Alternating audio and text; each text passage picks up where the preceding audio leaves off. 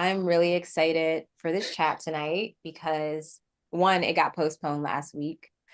And then two, we have a special guest tonight. As you can see, our friend Jace is here to chat with us for the third time. This has been our third dream chat that we've had you here. So hello, welcome in. If you are watching us live, feel free to say hello in the chat. And how are you guys doing today or tonight? Alexa, go first. I'm doing good.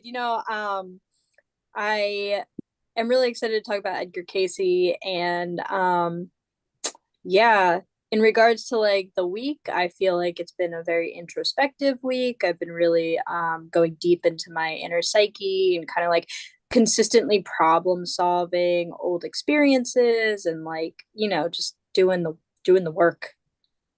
Yeah. How about you guys? Pretty normal thing for me. I mean, my dreams have always been really active every week. A couple of nights I didn't have very many, but for the most part, it's been pretty active. Been a pretty nice. It's otherwise weather here. It's cold. It's just not snowing. So Yeah, it's been freezing here consistently for like at least 2 weeks, I would say. Here I'm doing pretty well. I just had my birthday retreat and I got to meet Alexis in person. Yes. So that was amazing. That was our first time meeting. And I mean, she lives incredibly close. So I know it's not going to be the last time. It'll be super easy. No, And I'm so excited for the next time. yeah, it was really, really fun to first we were in a yurt. So that was amazing to find that, especially this time of year, and to experience that in like a really snowy kind of country place. And it was off this like windy road and just like this hill country area, right a few like about 20 minutes south of Ithaca, like Ithaca's downtown area. And it was really cool because Alexis and I got to share the upper loft level of the yurt, and it was like twin beds. So it almost felt like we were, I don't know, like not at camp, but it was just like, I don't It know felt if like a sleepover. it Like, was a I don't know. sleepover, but Like it was turned over cabin. and like talked before we otherworldly. went to bed. Yeah, it was interesting. And so we had the skylight, like we had the big open, like circular dome above us. And so it was really nice to, wake up to that. And also the very first night, Alexis was like, oh, let's like meet in the dream space somewhere tonight. And there were two other friends there with us, and they're not really like, they don't necessarily practice their dream work, but they're very spiritual and mystical and like they're open. And so they were like, yeah, we'll see. And Alexis and I definitely met each other in the dream space. And or it was kind of like in the in between. It was really It interesting. wasn't in between because I know that I went out and I woke up in the yurt and like I was kind of just around you guys. And it felt a little like wishy-washy, like just kind of like I don't know. And then I left the yurt and like went on my own adventure. So like I like interacted with you very briefly telepathically and then did my own thing, and I was just like, oh, it's so exciting. And I knew that we were gonna meet in the yurt because you were, or like in the in between, because you're like, oh, we were trying to figure out where we would meet, and you suggested let's meet here. Yeah. And so I was like, oh shit. I knew as soon as you said that I was going to be in the in between, which is a very treacherous place for myself. And I was already anxious for other reasons being there, even though it was my birthday and it was a place of rest. And I did experience that.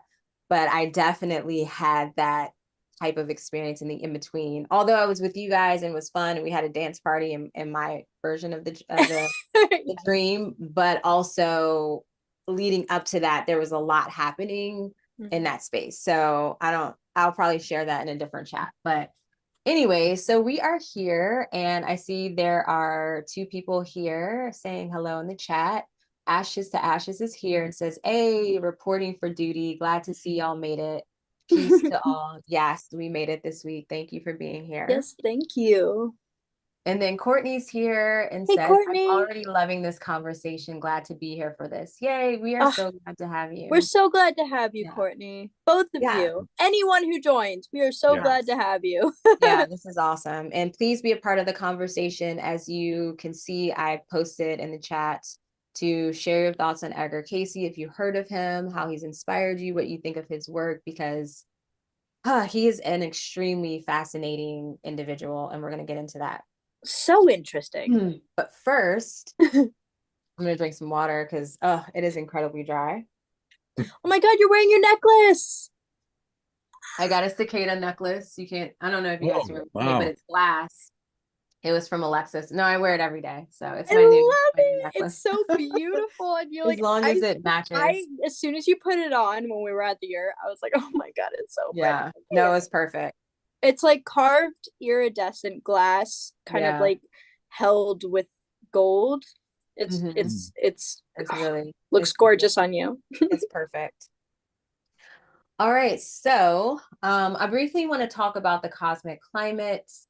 And I think the biggest or the highlighted transit of this week is actually relevant for the dream space because it's essentially the sun meeting with Pluto in Aquarius. So we're now in Aquarius season as of Friday evening, and Pluto has recently moved into Aquarius for the second time, and it is here to stay.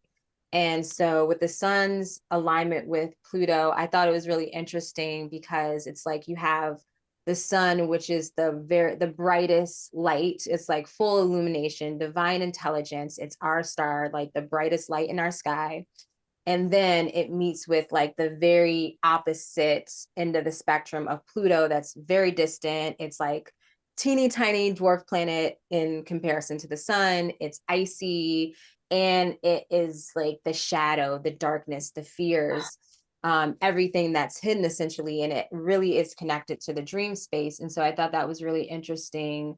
In reference to them coming to alignment in Aquarius, as we're really moving into this like new era, like new paradigm where, we're just really in the dream space. I feel that it is an invitation to embrace like your unique qualities, like personality, like your kind of like your freakiness in a sense. I don't know, but with Pluto there, I know a lot's going to come out of the closet, like a lot's coming out of Pandora's box, Oh as yeah. well as, within our dream space. Like a lot of this is going to be reflected in dreams and things that we've been suppressing. And you can really look to Aquarius in your chart to get a better understanding of this. But those qualities in that area of life is really going to come to the forefront. And we might really get a sense of this in our dream space initially. So definitely pay attention to your dreams during Aquarius season as the sun's there with Pluto. And so the sun is kind of like illuminating this whole Aquarius part of our lives. And so, yeah, that's kind of what I got for the cosmic climate this week. Do you guys feel like any or have had any experiences with dreams like over the past couple of days, like different than before, or just your relationship to dreams right now? Oh yeah. Oh yeah. And I do have to say, since you mentioned that we're in Aquarius season, I completely forgot, where my Aquarius is located in my chart and what's in it is now being highlighted. And my moon is in Aquarius in the fourth house. So it's all the way at the bottom. And that's being highlighted. So that actually makes a lot of sense why I'm also in a very introspective state. And it's definitely been coming through in my dreams too.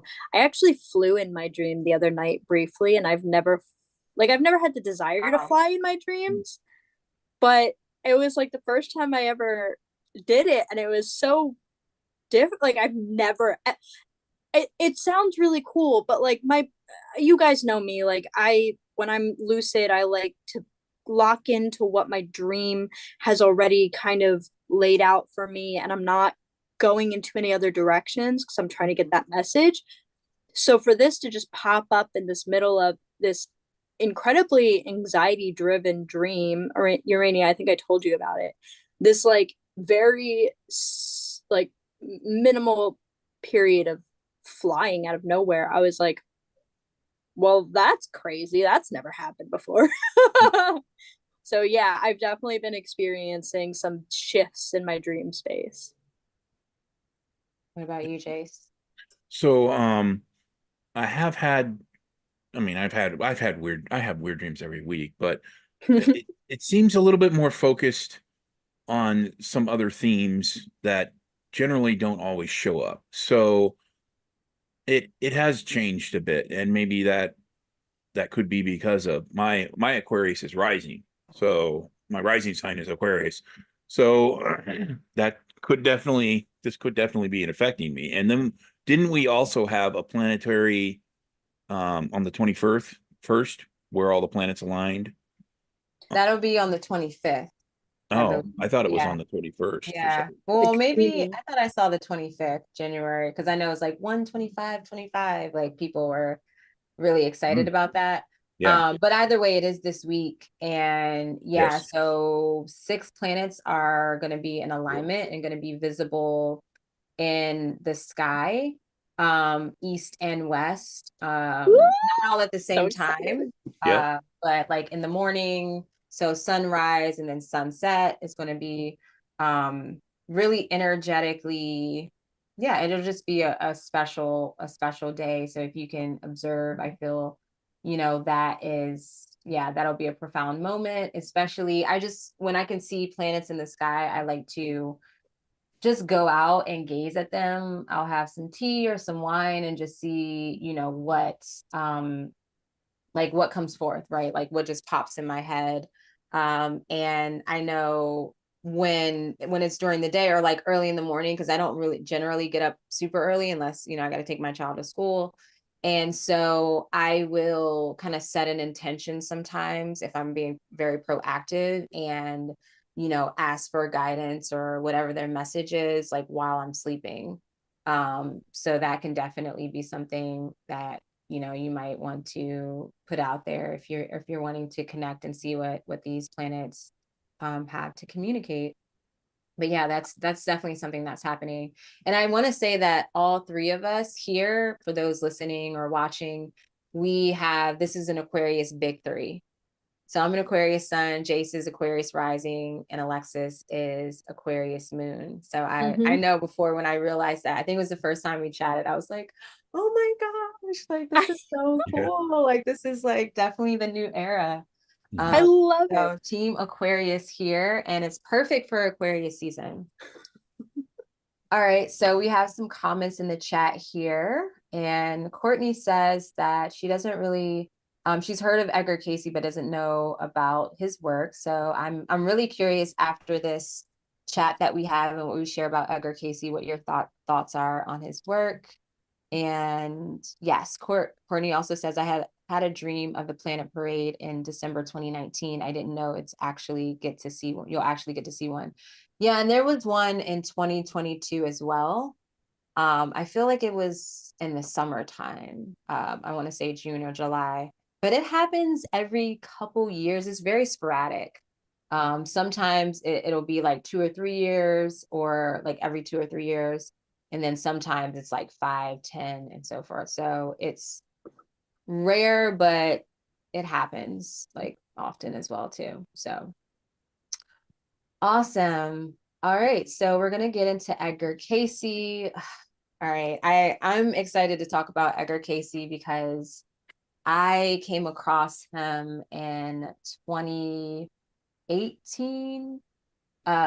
Yeah, so this was the time where I was really getting into like opening myself to channel, essentially is what I call it. But it was like this whole experience of I started getting a sense of like different energies around me, specifically like Archangel Michael, Green Tara. And I was seeking, or I was working with a teacher at this time, and I had already experienced this whole possession like experience that I had, which was kind of, I feel, initiation to open me up to channel. And I still hadn't gotten into the dream work. I was like, there are layers of, my fear and my anxieties when it comes to opening myself up to the spirit world. And I feel with the dream space, I didn't really have much control, which it's funny because it's like you do and you don't. Like if you can master lucid dreaming, you can to a certain extent. But then you get to a certain point where in lucid dreams, like you can go far enough where, okay, you don't really have control, you're aware, and you just have to go along with the dream. And so with Edgar Cayce, my teacher at the time, as I was like here, or I don't know if hearing is the right word, but I was really um, sensing and feeling and hearing with air quotes different energies, different spirits. And I knew that they didn't feel malevolent. Um, but they were, yeah, I didn't know who they were. So basically, she had recommended in a class Edgar Cayce's dreaming technique, and it was basically dream incubation. And you write your spirit guides a letter before you go to bed, and you put just literally write the letter, and then you put it underneath your pillow, and your answer should come through the dream space that night. So I'll get into all the details about that. And I've shared this dream before, so sorry if you guys are hearing the story yet again, but it was a powerful moment. But I want to just briefly talk about Edgar Cayce, and I want to hear from Jace and Alexis what your impressions are of Edgar Cayce, your experience, maybe if you've done any practices and techniques with Edgar Cayce, or not with Edgar Cayce, but that he shared. It's like, I would love to know that if you did. I mean, it could be in spirit, so. In my past life, before right, he in the passed past away life, in the 1940s in the or astral whatever. realm. Right. Yeah, so that's true. So I definitely want to hear about that. But let's all share on, what we've come across about Edgar Cayce. So Edgar Cayce, I have always known him as a sleeping prophet and definitely a mystic. I've just been in awe with his work. And I don't know, it's just like when I connect to his work and when I start talking about him again, it's like the energy is so like big and otherworldly. It almost feels like kind of alien type energy, but not like, the silver gray alien beings, but kind of just like galactic type energy, especially for his time. And so Edgar Cayce, while he's in a sleep state, he could basically discuss history, geology, metaphysics, philosophy, and medicine. And he gave approximately 30,000 life readings and medical diagnoses to people during his lifetime. And not only did he give these medical diagnoses, but a lot of the times he would, or maybe all the times, I'm not quite sure, but he would give the remedies and the way to quote unquote cure the ailment or the physical challenge. And I mean, it was like miracle work. And so he would give these readings, as I mentioned, in the sleep state, which I believe was, and correct me if I'm wrong, it was like the hypnagogic state. So it was like in between sleeping and being awake. And have been incredible moments in his life, like kind of traumatic, in which I personally just feel that was his initiation. I feel that everyone has their initiation or different levels within the way their gifts come through and the way their psychic senses come through. And it sometimes, I feel like a lot of times happens through like traumatic events. And so I'll share a bit on that, but I just want to hear from Jace and Alexis what your thoughts are on Edgar Cayce, and if you wanted to share a bit about his like history or who he is. Okay. I get, you want me to go or you? Okay, I'll go. So I mean, my time when I actually got introduced to Edgar Cayce was around 2001. I was in the military and I was stationed over in Virginia. And actually, that's where the ARE, which is the Association for Research and Enlightenment, that's his foundation. Well, I don't know if it's his foundation, but it's the facility where all his dreams and all that. He has like 12,000 dreams or something like it's an absurd amount of dreams recorded and kept in an archive there. I had my own personal strange, super strange dream that I really wanted to know what it meant because it didn't feel like anything I had ever felt before. So I actually went to the ARE to kind of research and find out if he ever experienced anything like this or delved into any of that. And, I just went around and started learning a little bit more about him. He was, like you said, he was a sleeping prophet. He didn't charge for most of um, his, his diagnosis. He would not charge. Um, I think what happened eventually is that the ARE or whatever they eventually, they didn't charge, but they did reading and books and stuff like that and copyrights on that. But he didn't charge for any of his materials. He would always provide, like you said, the cure or whatever it was for free, and because he didn't think he should be charging for it because it was a gift, right? It was a gift to him. And like the method that he learned, one of the things I read was he had said that at one point, a being like an angel had talked to him and told him to put a book under his bed, his pillow, and that he would learn that way. And he did. And supposedly he knew everything that was in the book. Um, he was one of the first people also that had to deal with the whole Akashic records and Atlantis and all that other stuff. So there was a lot of interesting things about Edgar Cayce. He was also from Kentucky too, so he's born in the I can't remember what specific town, but he was not in a really great. He was in poor downtrodden area, but and he rose up to where he was. So and that's pretty much what I know. I mean, there's way more. I don't want to go through all of it, but my now for the way he uses or did his hypnagogic thing, I didn't know I was kind of doing the similar thing he was doing. I would go into a trance before I go to sleep. I didn't call it that. I I learned it and I told it before, I think maybe on this program before. I said, my sister taught me this through, daydreaming to get into a dream. And that's basically going into a trance through your daydream and then getting into your dream and becoming aware of it. So it's kind of similar to like that. It's just something different. And I called it a precursor because that's what she told me it was. It was precursory to a dream, so precursor. So it's kind of similar. So I guess you could say it's like that, but I don't specifically participate, practice his style, but it's close enough, I guess you could say. So what about you, Yeah, Alexa? what did you find at the ARE as far as, or first of all, how was it Like, being there? Did it feel like, did you have like, did it feel buzzy or I don't know yeah, how to yeah. There imagine? was so it was interesting. I went around. The first thing that was on my mind was I got to figure out what this dream is, right? It's not just one dream. It was three dreams within a span of one night, and they were all to kind of go into further without completely, I guess we could explain it, but I don't want to take up all the time. Each was a segment of life.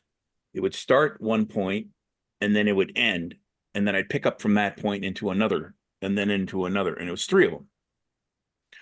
The first one was pretty simple. The second one, I barely know any more of that. But the third one, I remember, like, I'll remember it till the day I die If you because want it to was so share, I vivid. think that's fine. I think that'll Okay. be You good. want me to go with that one? Yeah. Yeah, we're gonna flow. So on the third dream, I was in a car and I'm driving, but I'm wiping the windshield because it doesn't look like the heater is working. The windshield, it's fogging up, it's getting condensation. I can't see. I'm wiping it off, and as I wipe it, I see a train in front of me. At this point, I'm thinking, "Oh God, I'm going to hit it," because I'm driving, so I don't have time to slow down. I'd be like sidelighting into a train. So the first thing is brace for impact is what I think, the brace for that. But I don't feel an impact. All I see is shadow after that. And then I'm in this shadow. I can't see myself. I can't move.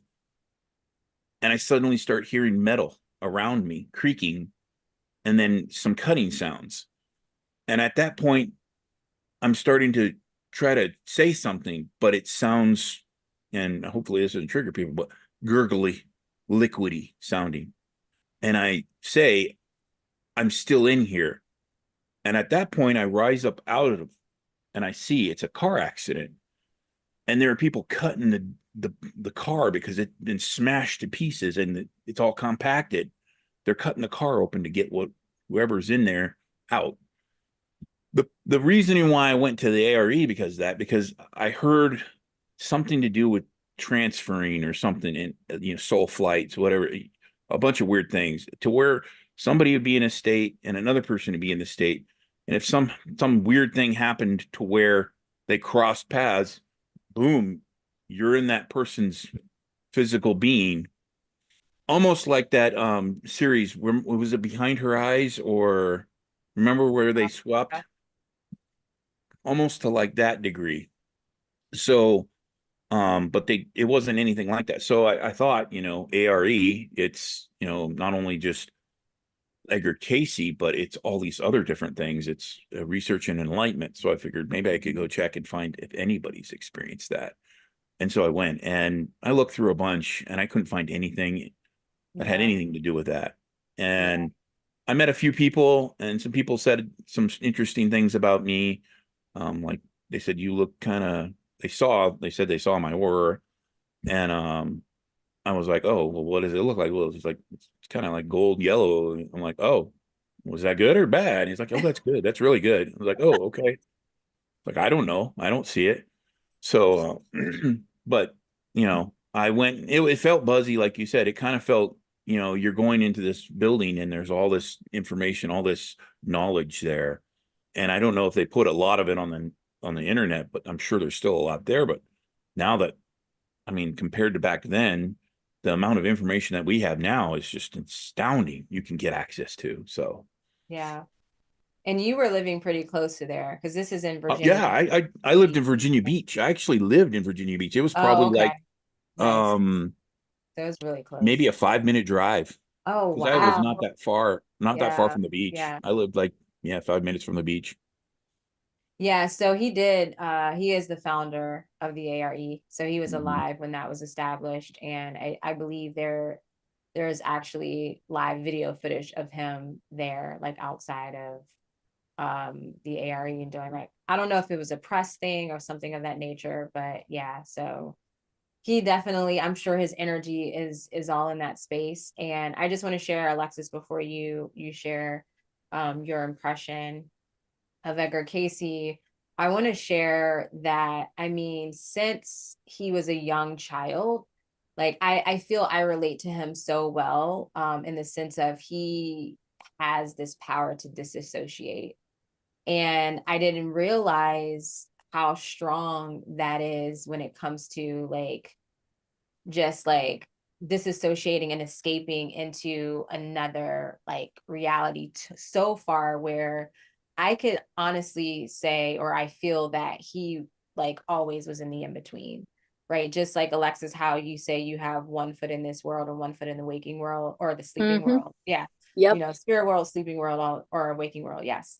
I feel like he had that too, in his own way. And even at the age of 4, so this is like the first, I guess, known traumatic event that happened from him. He witnessed his grandfather's tragic death, like on the scene.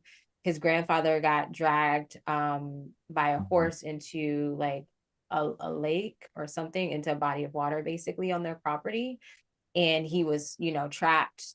He couldn't like get out of like, the reins or, Mhm. and so Edgar Cayce witnessed that. And then shortly after, he was saying that he was being visited by his grandfather, like he was seeing him and hearing him. And thankfully, like his mother and his grandmother had his back regarding that. And they like nurtured that. So imagine at a very young age, and you're, telling your mother and your grandmother, and apparently he was pretty close to his grandparents. And they were like, they believed you, while other people probably called him crazy. Like his mother and grandmother, the people that are closest to him, like actually believed him. So he could really, feel into that. And then I know it says at age 7, he began reading the Bible every day, and he would read the Bible in its entirety every year. I believe every year of his life thus forward, which is insane. And I'm like, okay, he must have been like sleeping on it at this point to read it, because that was after a certain point, actually, because that was, you know, his way of kind of like, he basically had photographic memory, which I'm very curious if I like, I don't think I could obviously like read an entire book sleeping on it, but I'm like, I wonder if I could like, you know, just kind of get some sort of message from a book by sleeping on it. So I'm curious if you guys have tried that, but I would love to. And then I just want to share these other two instances or three instances of just like traumatic events that have possibly like opened up his channels.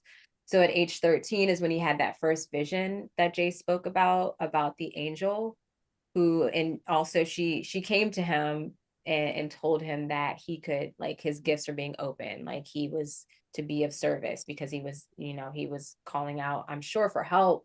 And apparently he was abused by his father, or being abused. So I could really, even though this wasn't shared, just when I connect to this whole experience, I'm like, I could see him like probably in pain, you know, and really asking for help from, like, you know, the universe or maybe his grandfather. And this is what came through.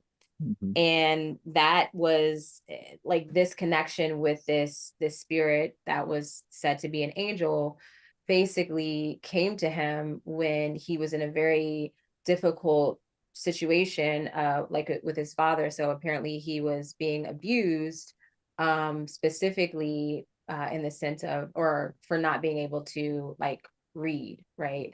Not doing well in school. And it was one, they say that there was a moment where he was literally on the spot, getting reprimanded for not being able to spell a word or read. And then he saw that the angel, and it said, you know, guided him to just go sleep for a minute, sleep on the book, and then you'll know everything. And like, thankfully, his father gave him the grace to do that, and he did remember everything.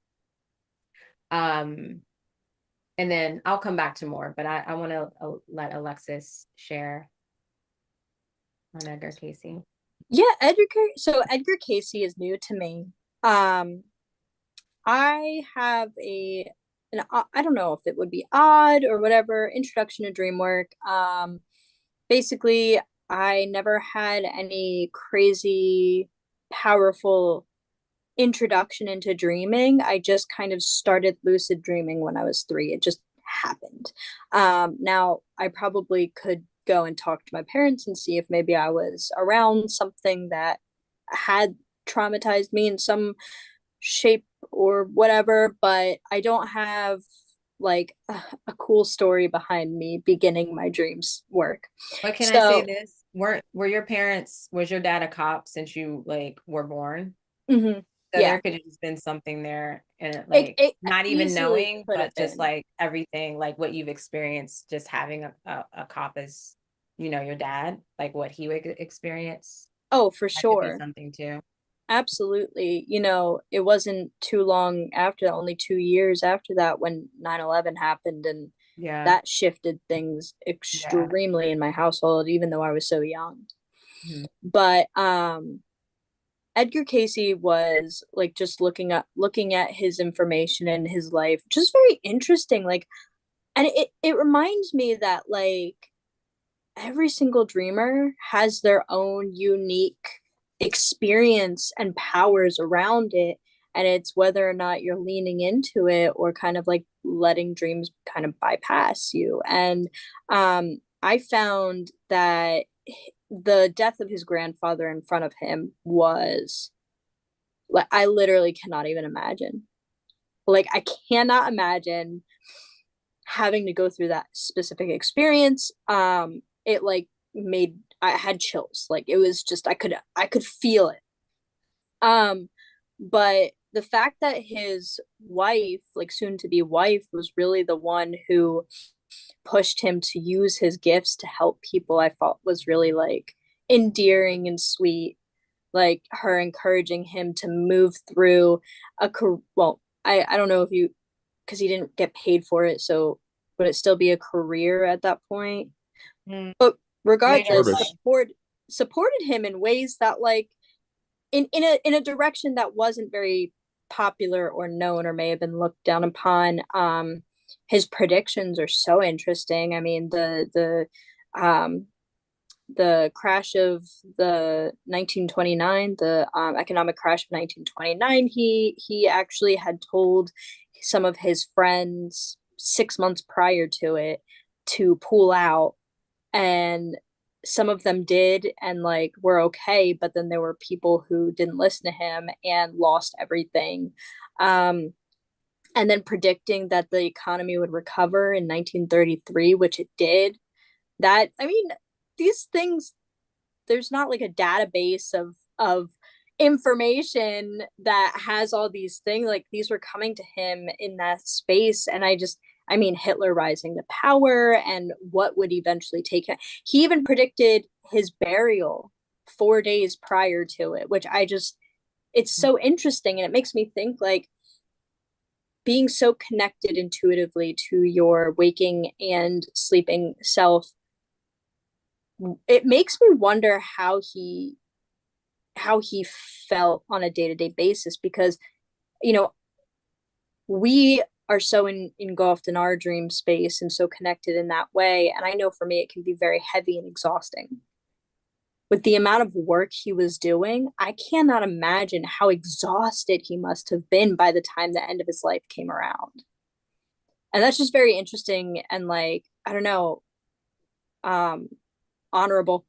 Like, Well, it's interesting that you mentioned that too, because that was kind of like what did him in, to be honest. Yeah. Like by the time I would say, I mean, I can't even put a date on when it started, but I know basically the end of his life, the last few years, like he was doing several readings a day because he like literally could not turn people down.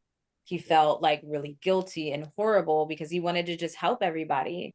And Yeah. so he really worked himself literally to death. Like he ended up having a stroke, and he went into recovery, and but then I feel like he, surrendered, and he was at peace.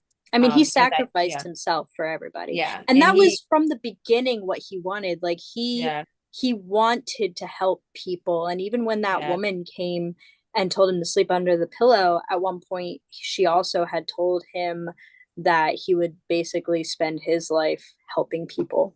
And I just like, it's so interesting, and he did, and he suffered the consequences of it, because you have to have an equal exchange, a balance, to be able to really like manage yourself and the people around you. And if you're constantly giving from an empty cup, yeah. you're gonna face issues. Now, I mentioned between us in a voice chat that I had like a very small, cool piece of information Oh yeah, come up. yeah, Now, yeah. it's nothing crazy, but I still thought it was really interesting. So, for those who've been here for a while, but for those who haven't, I had a precognitive or premonition dream of my grandfather passing away, and how he passed away 5 days before he passed away. Now, this grandfather of mine also was a deep dreamer, and like that was a part of his personality too, and very in the clouds, and just a part of himself.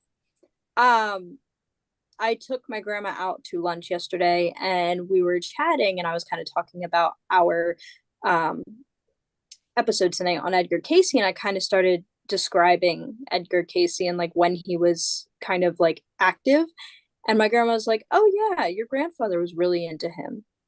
And there was just this like click, and I was Wow. like, Oh my gosh, yes. really?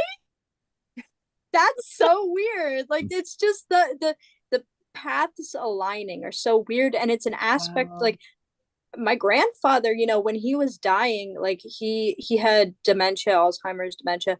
And I would ask him about his dreams, because, for me, like the way I see dementia is like kind of in and out of the dream space much more frequently, and not being able to distinguish it as easily.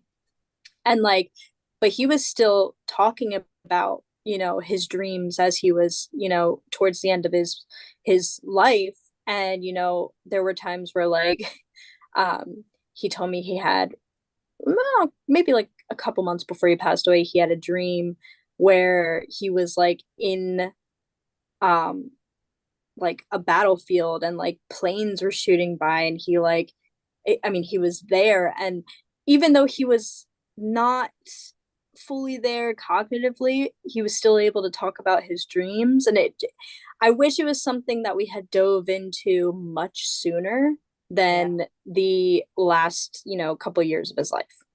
But nonetheless, I thought that detail was just, it was just cool. Amazing. Especially because your grandfather you've still been communicating with him through your dreams. And it's like now this little Easter egg hunt type situation. And so I feel like this was like another little like egg, like a piece to the puzzle. And so that just like, that made my night. So thank you for sharing. Yes, of course. I had to tell you, I was like, I knew, because your grandmother too, like she documented her dreams, and you kind of have that connection with her.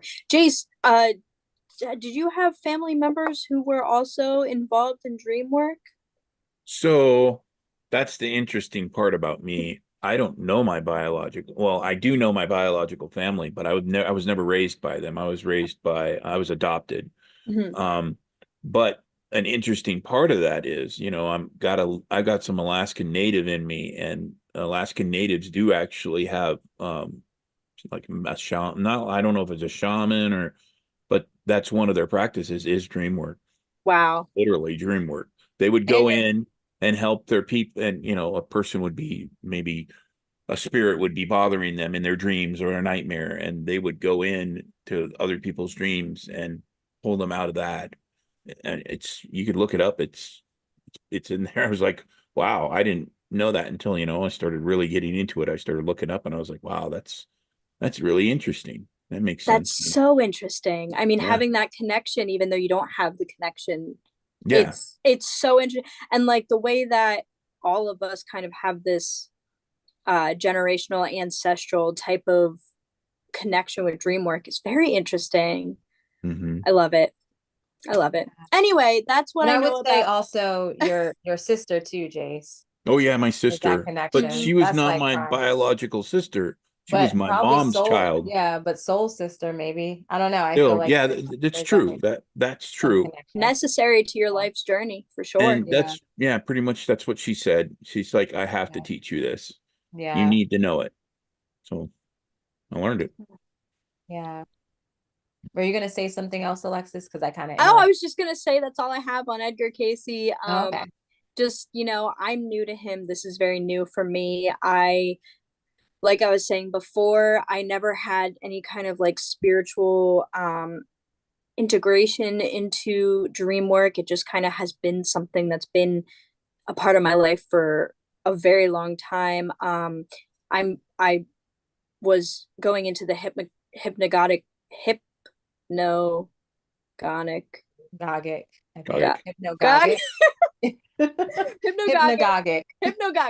state on my own since I was really, really little. And like I've said this before, but like I put myself into a trance like you, Jace, but I would I close my eyes and I see the shapes and the colors and the whatever's metamorphosizing in my like behind my lids in the dark. And then that period is me going into the hypnagogic state and then going into my dreams from there. But I didn't know that was something. Like it was just something I experienced. I didn't have words to describe it. I didn't even know it was happening.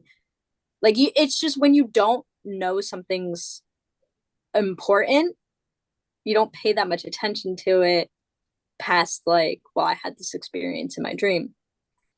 I only recently started realizing that I do that meditative, mesmerizing in between space until recent. Like it's, and the more that I realize it, the more I like really, every time I do it now, I like close my eyes and I'm like, oh, doing this again, like every night. And it just, I don't know. It's very interesting. But yeah, that's all.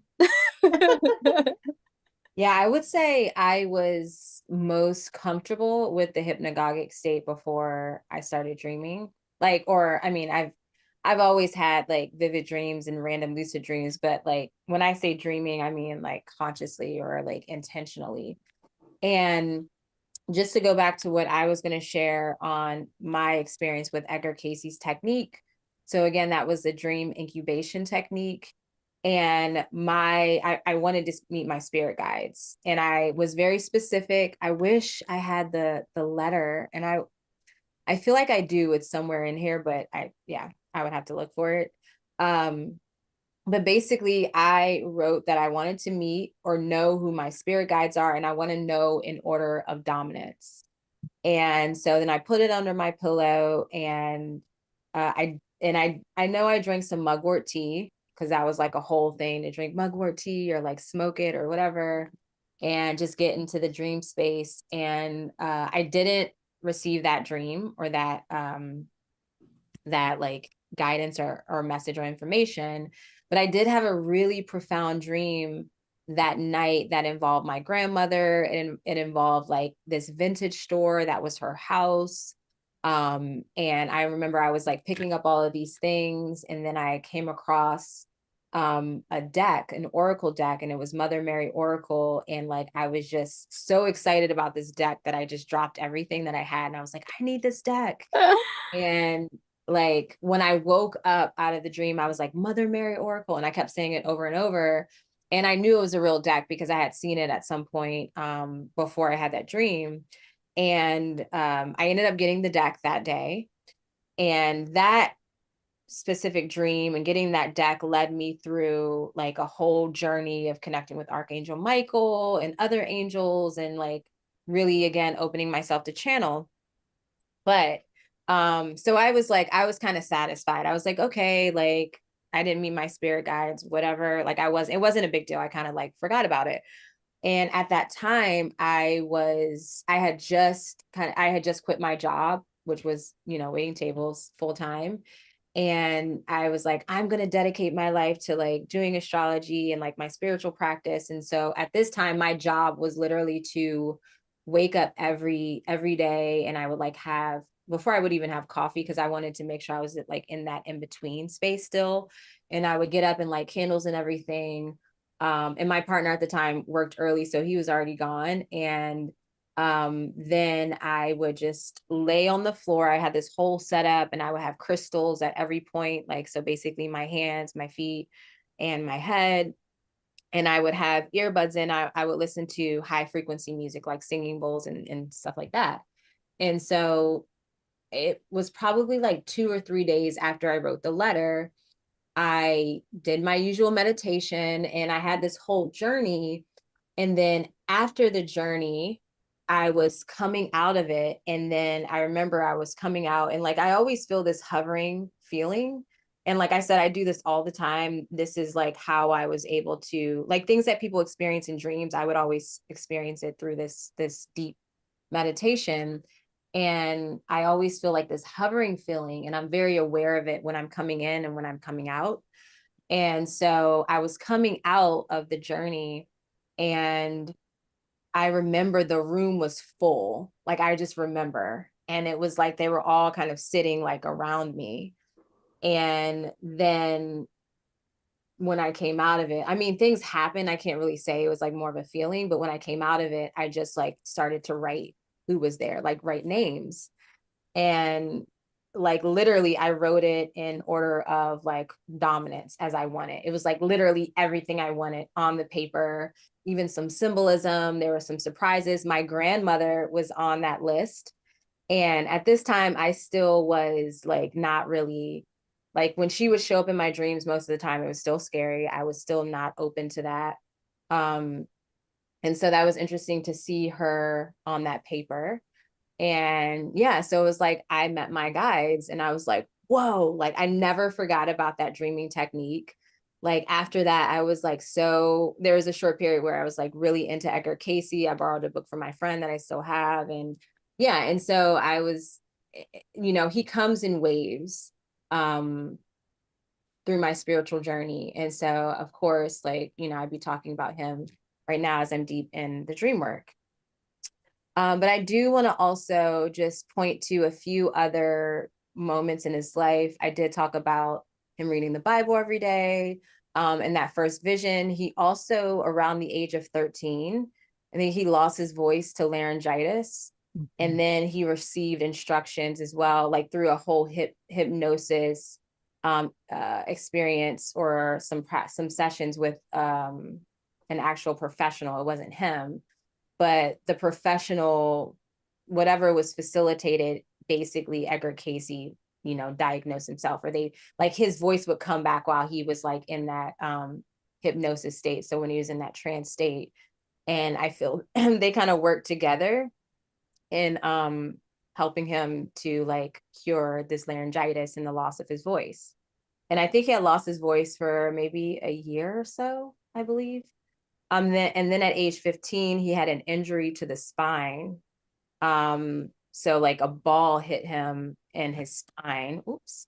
And like that was really eerie, because they had mentioned in the video that you shared, Jace, how he was like laughing like just randomly in the middle of class. And then he, like, after school, he walked in the middle of the street and like stopped traffic. And then he went home and went to bed.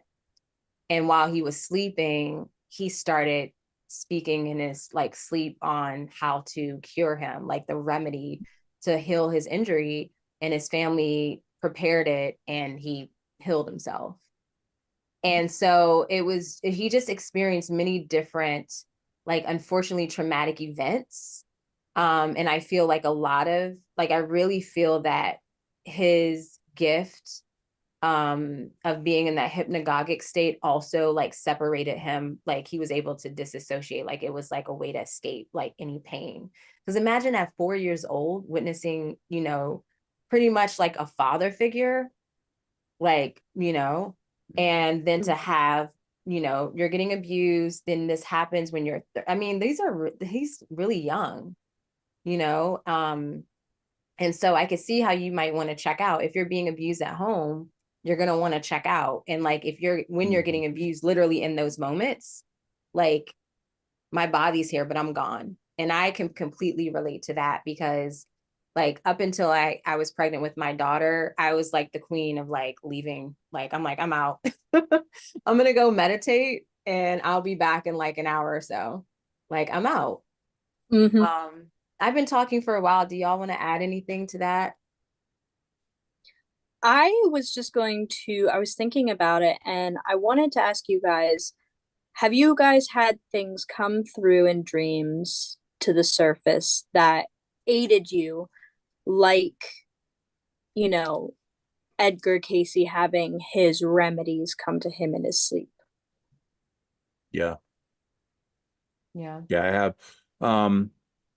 So my daughter, when she was just a baby, we didn't know what was wrong with her. She wouldn't stop crying, and she wouldn't drink regular milk. So we put her on formula, like most people can, you know, put her on formula. But she was really inconsolable, and we didn't know what was going on. And I just remember dreaming something about changing it. And I had said something about like, well, maybe she's, you know, lactose intolerant and something to do with the actual formula. Maybe we try something else like soy. And that's what we did. We tried soy, and she never had a problem after that. And Wow. I don't know if it was just because, well, you know, maybe she just has problems with milk. I didn't think that. I used to drink milk like it was going out of style when I was a kid. So Yeah. it's just, Wow. so yeah. What Yeah. about you, Urania? What I heard I don't you. I don't think nothing profound like that that I would recall. Mm-mm. What about you? I've had things here and there happen. What's coming to mind right now wasn't really a remedy, it was more so a solution. When I was in high school, I was a part of a college art program, and we were doing sculptures, and we had to use recycled material. And I had chosen to um, use water bottles, recycled water bottles. Now, that required me dumpster diving, and I washed all of these disgusting garbage, water bottles, and I had them all set up, and I had the idea of what I wanted to do, but it wasn't totally formed yet, and I wasn't sure how to go about it. A couple days after I had laid everything out and I was like contemplating how to go about it, I had a dream that I took all the water bottles and cut them down the middle, put parchment paper over top of them, and ironed them flat to create a tidal wave. And when I woke up that morning, I was like, holy shit. And I wrote it down.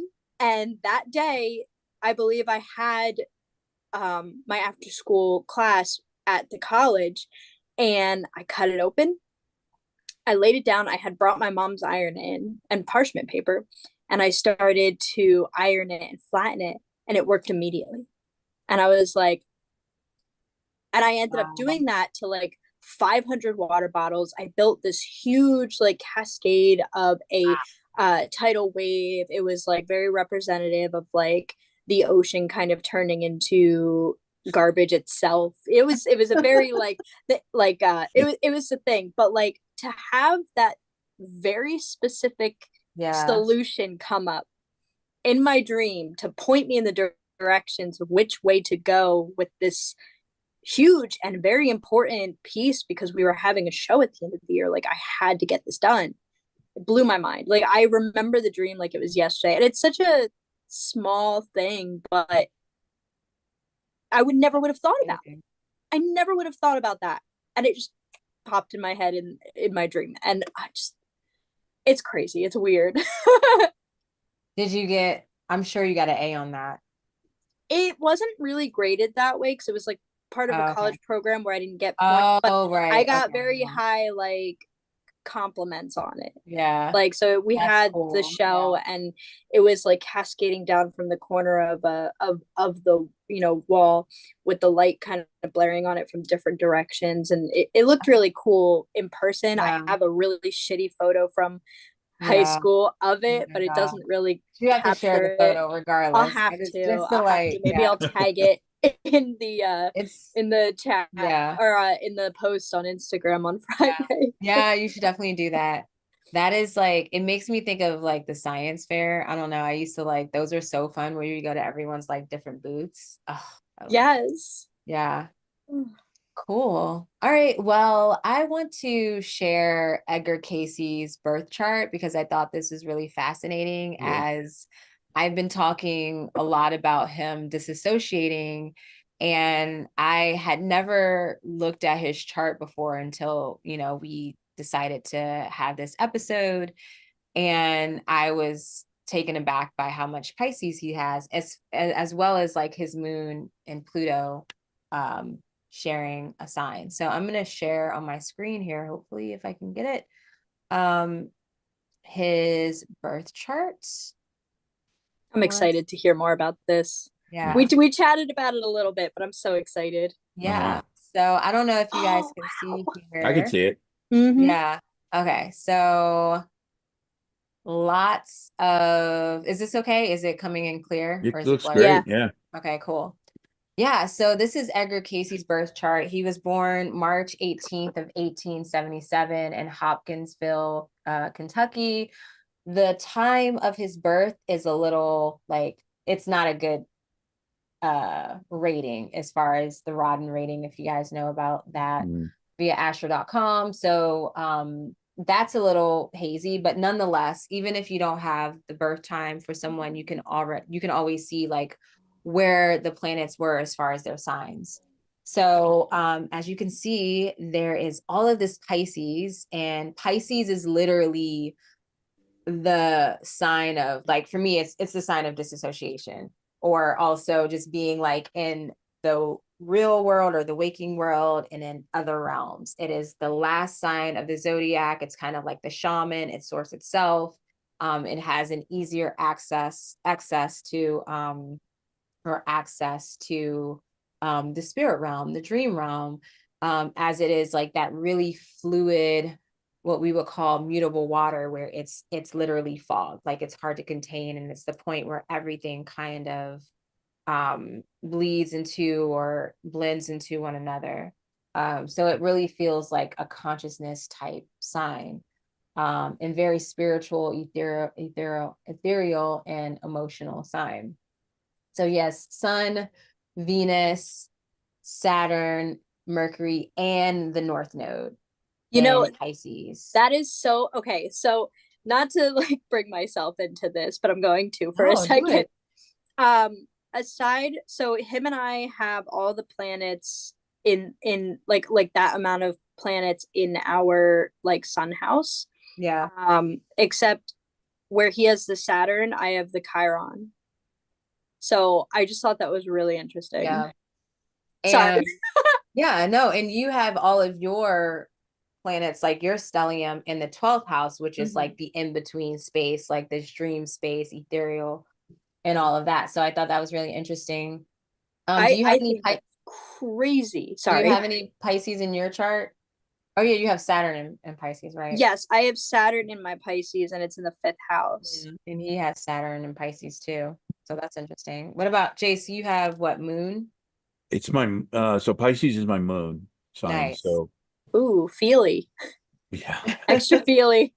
So Yeah, Leo sun, Pisces moon, Aquarius rising. nice. Wow. Yep. Yeah, and so I have Venus and Mars in Pisces. And yeah, I mean, I'm not gonna really pay too much attention to like the house, because we're not sure about his time. Like it's not like it's, I don't even know where we don't really know where the time came from, which I'm like, we should probably have his chart info in his readings somewhere, Oh, for because he sure. spoke about Yeah. astrology. So They there's didn't have gotta it on be, his site. oh yeah, maybe I should have checked that. Maybe I check just that. checked Maybe. the I program don't that know. I was using.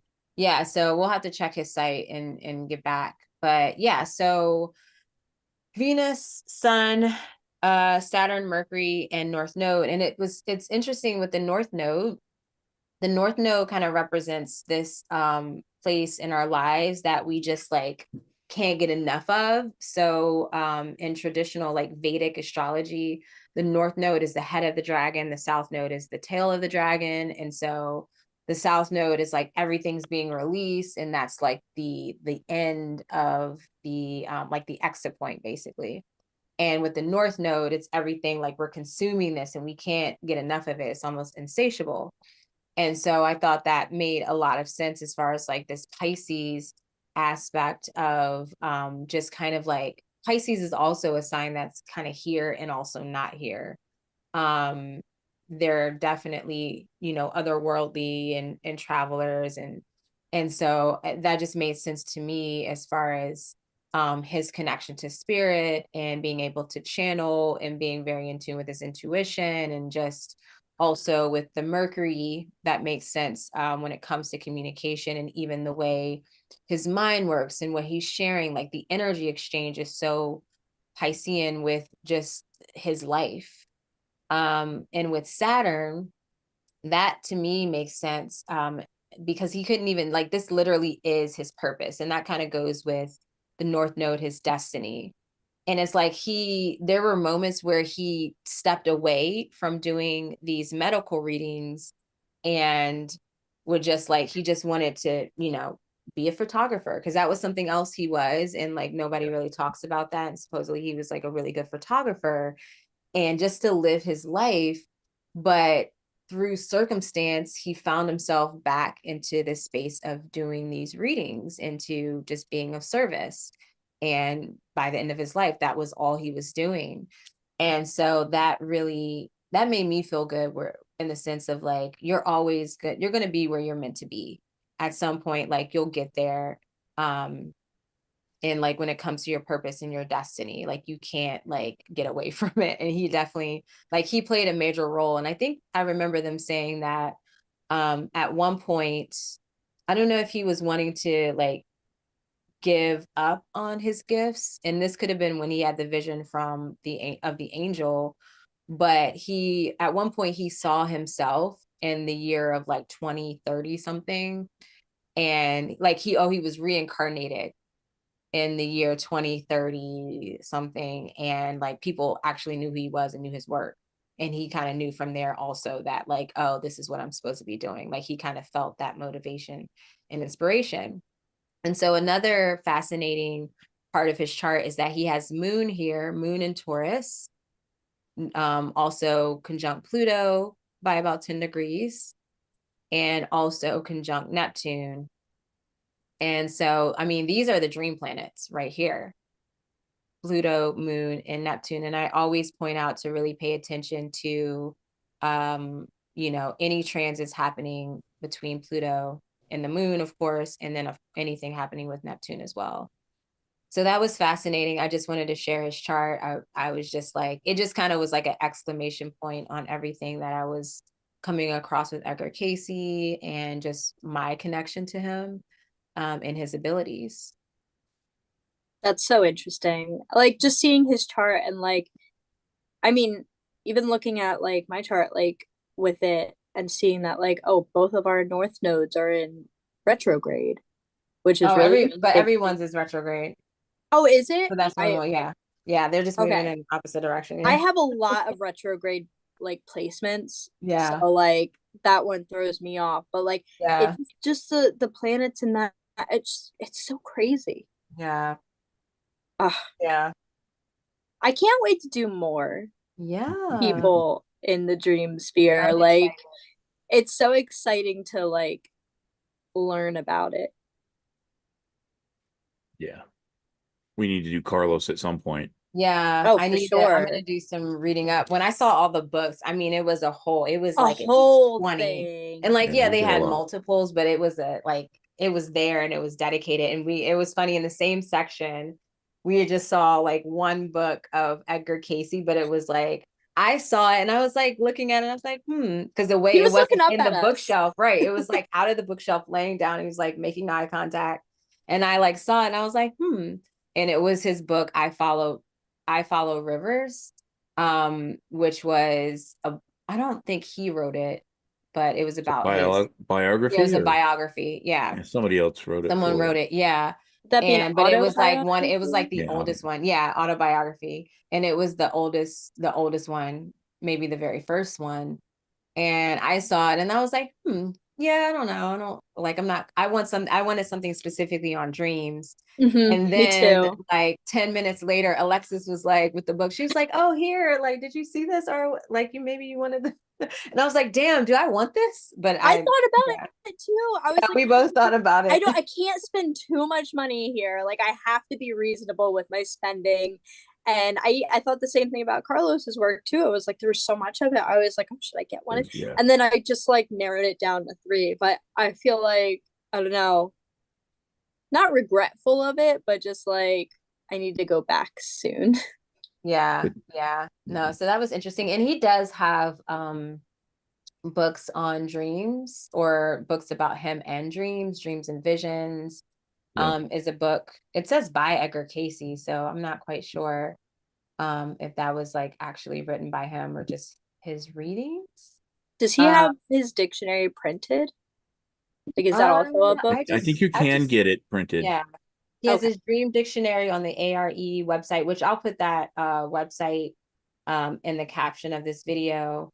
And yeah, and then there's Edgar Cayce on dreams. And I mean, there's just so many books on his messages, his readings, like his life. And so literally on every metaphysical topic you can think of, I'm sure Edgar Cayce, there's a book there.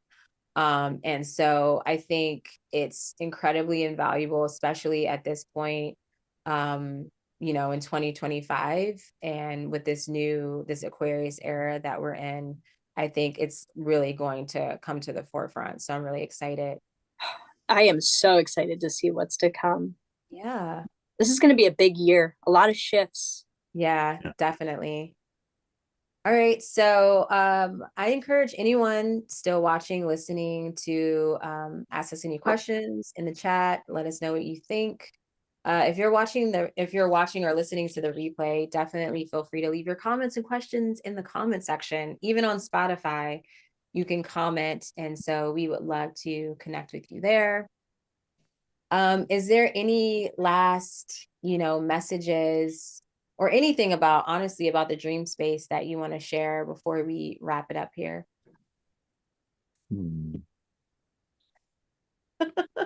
I do have to say, I used his dream dictionary online for one of my dreams. Like, I broke it down, and it's really interesting actually, because it's a dream that I never really thought too much about. And then sitting down and using his dictionary and looking at it, I'm like, wow, there's actually like, if I go by his dictionary, there's a lot in this dream, and it's so short and so, like, I don't know, it didn't feel significant until I started like actually interpreting it with his dictionary. Yeah. Do you want to share any of that or? Oh, Yeah. it's 10:14. I don't want to hold you guys up. Oh, you're fine. I'm I fine. mean, yeah. I'm earlier than both of you, so Yeah, it's like 7 o'clock. I could go first, or you could go first, I or mean, whatever. if you guys are cool, I would be Yeah. happy to share and go from there. Go for it. Okay, perfect. So, as I said, the dream is very short. I had this July 16th of 2023. It was a Sunday.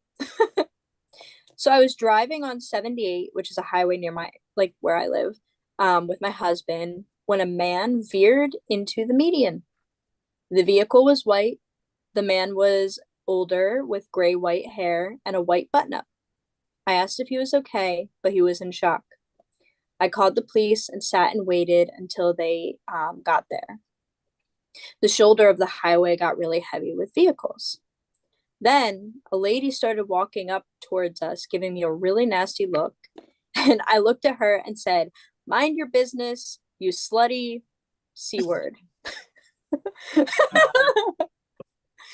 So, and Edgar Cayce had something to say about that. So I broke down everything.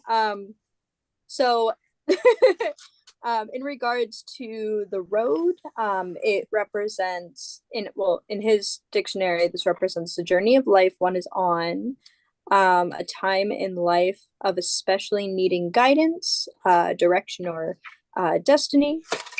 The car represents like which we use, like where we go through the journey of life, and can be representative of general warning about an upcoming period of being accident prone, physical or etheric body, one's ideas or mindset, the self of control or lack of. The old man represented in the dream can represent sorry, I keep saying that. Wisdom through many experiences. There go like the seer or the sage. Old lessons learned with new applications. One's past karma, worries of growing old. The color white, which showed up throughout the dream. Purity, incense. Right. I was like, innocence. I'm like trying to go fast and I'm stumbling over my words. The ideal of completeness. And then the shirt represents the attitudes and understandings of life that one wears, including feelings, emotions, and passions, and financial resources. The woods, because we were on the side of the road and the woods were right there, can represent the mental place where one can easily get lost or confused, or the unconscious mind. The telephone, gaining information, coming messages, communication, telepathy, and one's own intuition. And the police could represent spiritual laws, that which tries to bring disorder under control, higher protective forces of karmic law. And duels, words or verbal arguments with another person. It could represent an internal fight between two sides of oneself, self-criticism or self-condemnation. Condemnation. Condemnation. So I thought that all of that was a really cool and interesting take on the dream because, like I said, it didn't seem that crazy to me. But now that I'm going through it, I'm like, okay, where was I in July of 2023? What events were happening? Okay, this makes a lot of sense in coordination to where my life was and what difficulties I was having with myself. And like just everything that it just came together. So I really and I actually really enjoyed using that for the interpretation. I didn't feel like there was a lot of information, but I felt like the information was pretty good for what they had. Yeah. Yeah. Interesting. All right. Well, so for mine, it was a little bit different. There was a lot of things I couldn't find in it because this was actually a recent one. This was on the 20th. Okay. So I dreamed I was back in the military at one point, but I had a small black kitten that I was taking care of, and it would travel with me. I went to go stay at this hotel, and I brought it with me, but when I had set it down, it scrambled away off to go, chaotic, go all over the place. It took a while to find it, but I found it, but I kept it close because I was worried I would lose this little precious little life again. So now I was trying to find where my room was because I had gotten to the room and then the cat went all over the place and now I'm chasing after it and I got it. And now I'm like, where the hell's my room? Because I, just got to the hotel, so I don't know. So I finally asked a couple of people around, hey, where I was, or have you seen where I was at before? And they pointed me to it. And I went and I put the cat up and set the cat up in the room. I woke up at that point. So using for the dream dictionary, there was a thing for the cat, but it said linked to sexuality in his Really? dream dictionary. Really? So I didn't think it was that, but there was one for kitten. It said prankster for kitten. So yeah, he was being a prankster. He was running around like a maniac.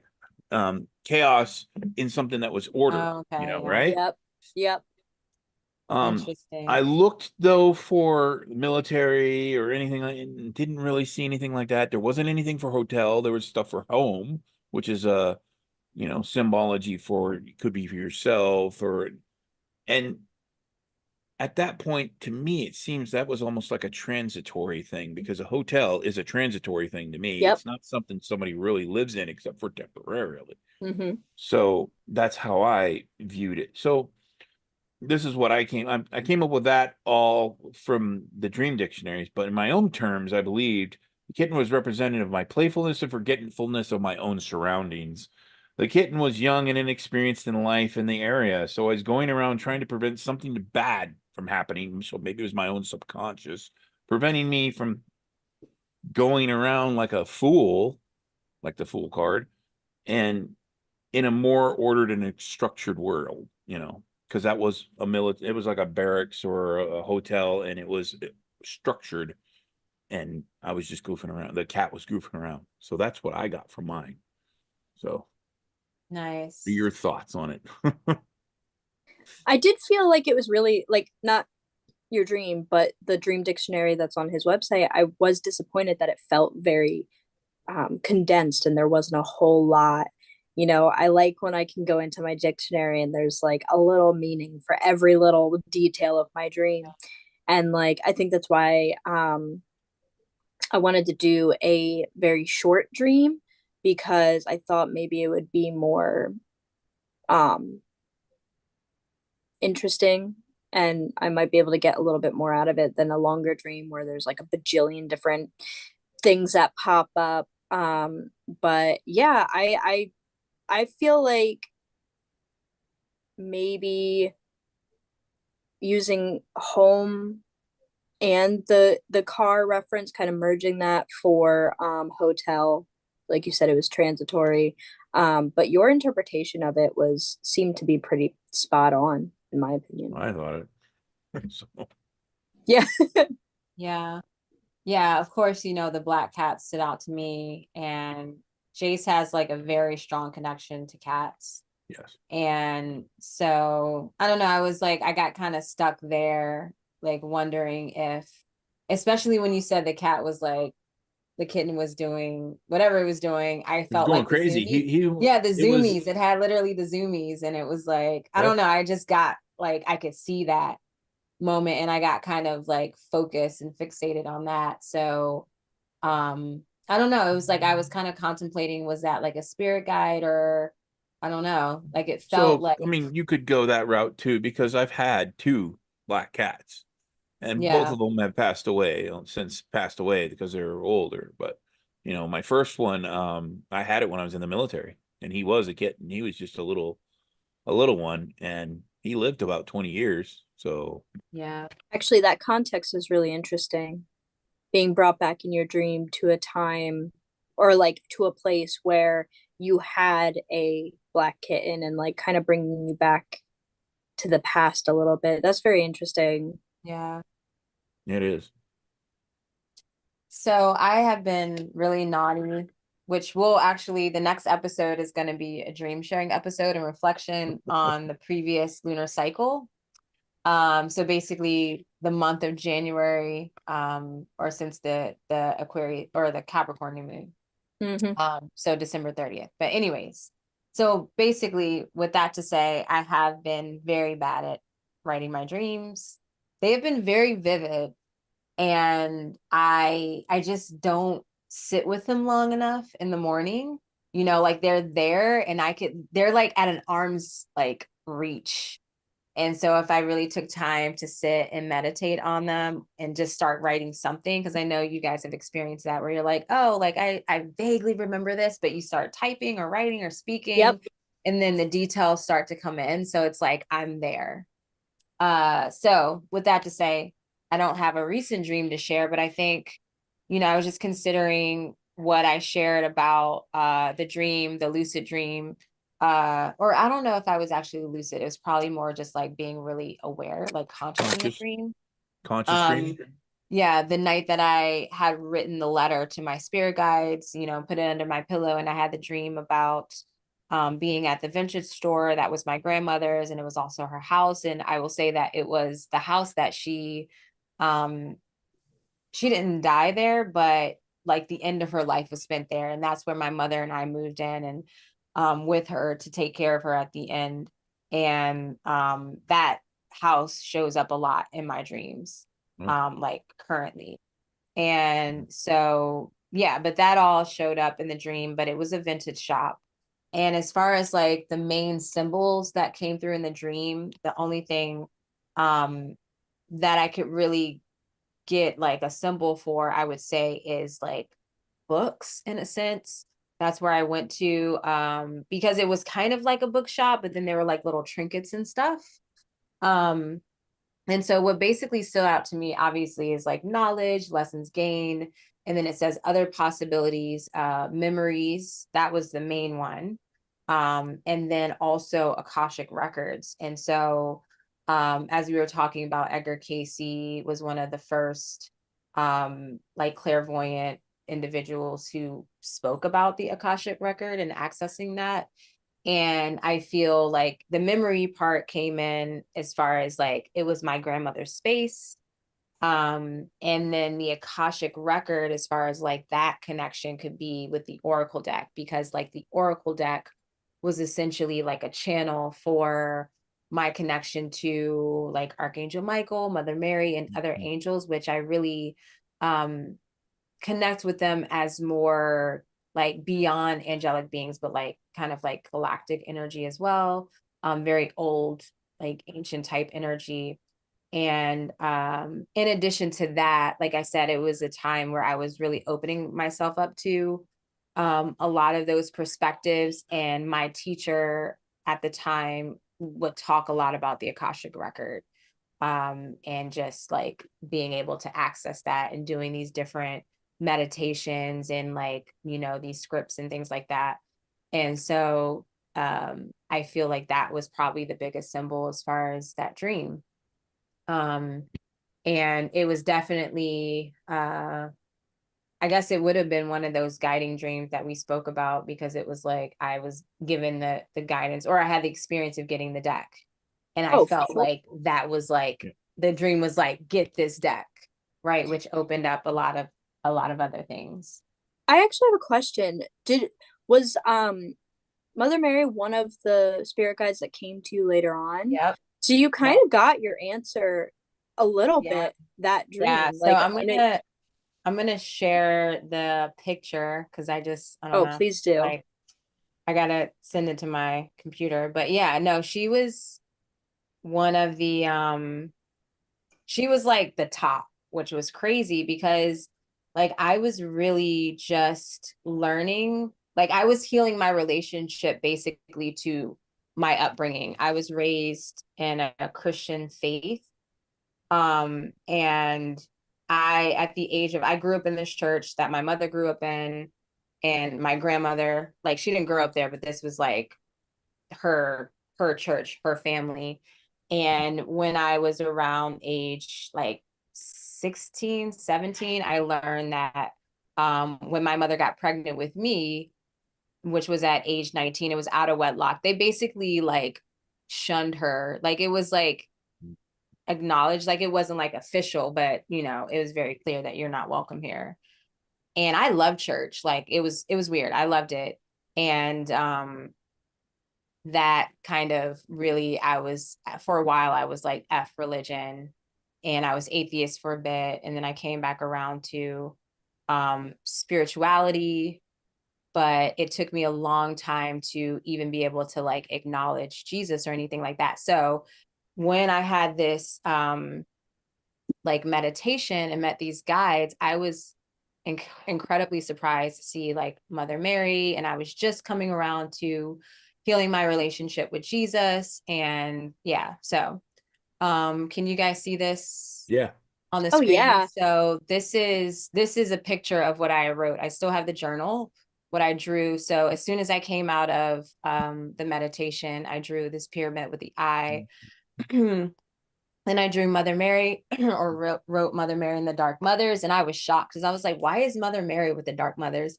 And that's still something that's being uncovered now. And then, yeah, you can see there's Hecate, Lilith, and Kali. So this was all a group in itself. And at this time, I was just preparing to do, to facilitate a goddess circle, like a moon goddess circle for women. Mm-hmm. And when I was facilitating that circle, I like Lilith was very strong there with like, because it was like an empowerment circle. And so she was like, I could feel her energy in the way, like she would, like the rituals were kind of her guidance. And yeah, so it was a whole thing. So I definitely felt that. But I was shocked, because Jesus, which is Yeshua, and I think I spelled that wrong, but anyways, was number one. And I was like, what? I was really surprised. And then here was my grandmother. And so over time, I have pretty much made a connection, except Estrella, and I think that's spelled wrong too, but that's still something that's coming in. I haven't had like a direct connection, but just like my connection to astrology and astronomy, I feel that Isis kind of came through pretty strongly like this last year. And everyone else has come in. Like, I've had experiences with that. So, and I feel like they shift. Like Yeshua, I would say, is probably not number one right now. Probably like my grandmother or Isis or something. But yeah. So that was post the meditation that I spoke about. So yeah. Very cool. That's so cool. It's so interesting. Like, I still am on that first aspect of, it was like one of, if not the main one, was given to you immediately after your dream incubation. Yeah. And then the rest followed in that meditation. Yeah, that's true. But it's like that one was already revealed. Because I know when you started talking about it, you were like, I didn't get anything until like later in my meditation. But that Mother Mary oracle that showed up, that was like a big one of your that answers. Was like, right. That was like the main one at the time, like right at the top, like its own section. So, and I feel like that in itself is like the Divine Mother. And then it's like with the Dark Mothers, it kind of is like emphasizing this like aspect of it, of the mother, divine mother. So I love that. very It's interesting. just so cool. It's so interesting. Awesome. Okay, well, how do you guys feel? Do you feel complete with this? Is there anything else that you're dying to share at this moment with this discussion, or? No, I think this went extremely smoothly and it was a lot of fun. And I really like going over significant people in the dream space. And I cannot wait for the next one. Yeah. No, I'm really excited. And thank Yeah. you so much, Jace, for being here and joining us again. I Thank know Yeah. it's you. not the last Yes. time. And you Yes. guys Thank can you. always ask me whenever you want me to come and talk with you and we'll discuss things. I mean, I have Yeah. no problems with it. So Awesome. Cool. All right. So next week, Alexis and I will be here and it will be our dream sharing episode since the Aquarius new moon is this coming Monday on the 27th. Actually, I could be wrong about that. It's next week sometime. It's early next week. So, anyways, the new moon's coming. So we're gonna have our dream sharing episode. So if you all have any interesting dreams that you want to share with us and have us share live, we would love to receive that and share it. You can leave that at journey through the Interverse podcast at gmail.com, or you can share it with us on our Instagram profile via direct message. So yes, that's everything. All right. Well, thank you all for being here. Thanks to Thank you. everyone who shared in the chat. And yeah, sweet dreams, everyone. Good night. bye. All right.